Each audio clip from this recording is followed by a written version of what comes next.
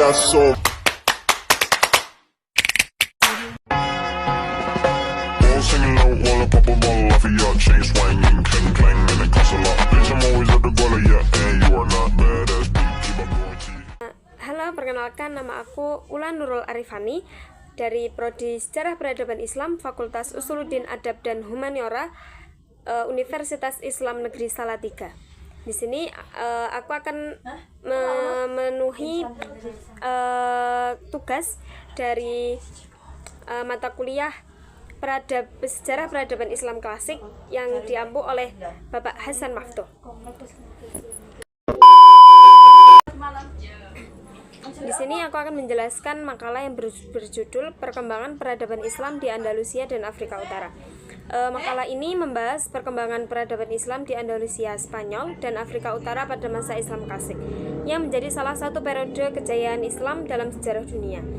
Kedua wilayah tersebut berperan penting sebagai pusat penyebaran Islam sekaligus jembatan peradaban antara dua dunia timur dan barat. Islam masuk ke Afrika Utara sejak abad ke-7 melalui ekspedisi militer pada masa Khulafaur Rasyidin dan dinasti Umayyah.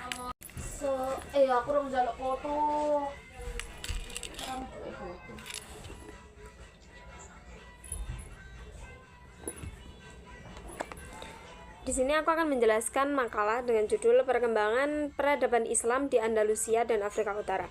Makalah ini membahas perkembangan peradaban Islam di Andalusia Spanyol dan Afrika Utara pada masa Islam Klasik, yang menjadi salah satu periode kejayaan Islam dalam sejarah dunia.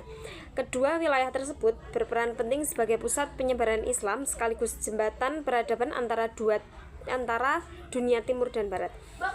Islam masuk ke Afrika Utara sejak abad ke-7 Masehi melalui ekspedisi militer pada masa Khulafaur Rasyidin dan dinasti Umayyah.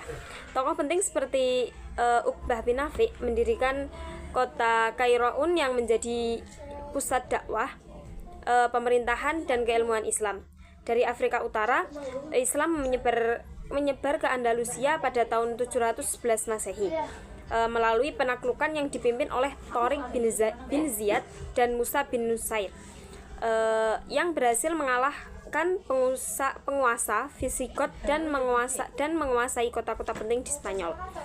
Peradaban Islam di Andalusia berkembang melalui beberapa periode, mulai dari masa para wali, berdirinya dinasti Umayyah Andalusia, hingga menjadi kejayaan di bawah Abdurrahman III.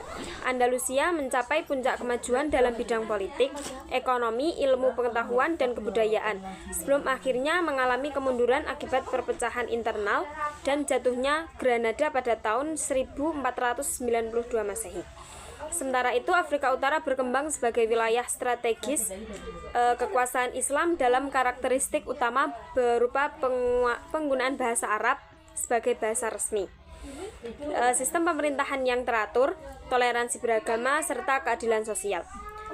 Pada masa dinasti Fatimiyah, Afrika Utara menjadi pusat ilmu pengetahuan dengan berdirinya lembaga pendidikan besar seperti Universitas Al-Qarawiyyin dan Al-Azhar, serta berkembangnya arsitektur dan kebudayaan Islam. Warisan peradaban Islam dari Andalusia dan Afrika Utara masih dapat dilihat hingga kini, baik dalam bentuk bangunan bersejarah seperti Masjid Cordoba, Menara Giralda, Masjid Uqbah bin Nafi, Ribat Monasir, maupun dalam bentuk pemikiran ilmiah dan nilai-nilai toleransi.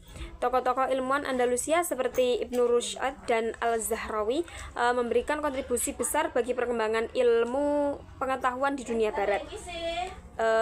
Jadi kesimpulannya, peradaban Islam di Andalusia dan Afrika Utara tidak hanya menunjukkan kejayaan Islam secara politik dan keagamaan, tetapi juga membuktikan peran Islam sebagai peradaban maju yang memberikan warisan ilmu, budaya, dan nilai kemanusiaan bagi dunia modern. Cukup itu saja yang bisa saya jelaskan dari makalah yang saya angkat.